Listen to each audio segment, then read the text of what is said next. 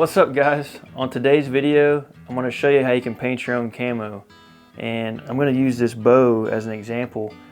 I actually painted this bow it's probably been 8 or 9 years ago. And some of my video clips are a little bit older, but the process is still the same. This is actually the bow that I used on my coyote hunt where I shot 4 coyotes in one hunt. And this bow is actually a Hoyt Nitram 30. And I'm surprised with how durable this paint has been and how long it's lasted. So today I'm going to show you how I did that, and this application can be done to your gun, your bow, tree stand, whatever it is you're trying to paint. The process, like I said, is pretty much the same. The paint might be a little bit different, you know, like on a gun for instance, because they get hot, so you might want to use a different paint for that. But like for a bow for instance, you can just use matte paint out of a spray can and it should work just fine. So I'm going to show you the process how I've done this, and then I'll give you some close-up shots of the bow when we're done. So let's check it out. Alright, so here's what you're going to need. You're going to need some vinyl sticker stencils. They can be different camo patterns, but for this one I'm using tiger stripe for the look I wanted to go with. You're also going to need some camo spray paint. I like to use matte finish. You'll also need some masking tape to mask off all the areas you don't want to paint. A scuff pad to roughen up the surface before you paint it. A surface cleaner. And then some rubber gloves and a respirator is not a bad idea either. So the first step of this process is we're going to use the masking tape.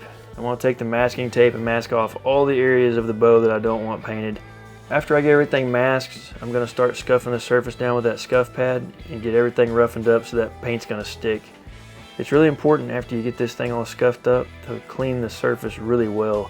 Any oils and any residue and anything like that, any dust, can make this paint not stick and fisheye and do some weird things. Alright, so the first layer of paint I'm using is a dark brown. I'm going to coat the whole riser of this bow. After that, I'm going to use my first layer of stencils and I'll start applying them onto the riser, just in variations of how I want it to look. Also, when putting these stencils on, just make sure your paint dried really well. You don't want them stencils pulling that paint off, you'll have to paint it again, so just be sure to make sure it's dry.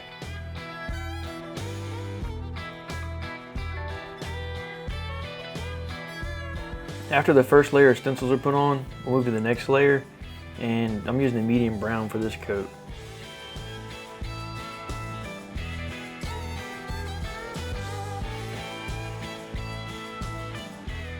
So after that dries, you'll start doing the same process again with the stencils and just start laying them out.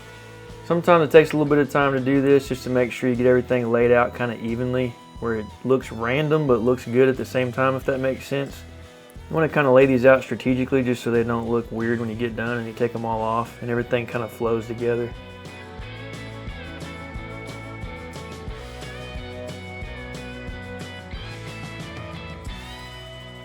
Alright, so after that second layer of stencils is put on, you're going to put your third layer of paint. This is going to cover the whole riser. This will be like your background color.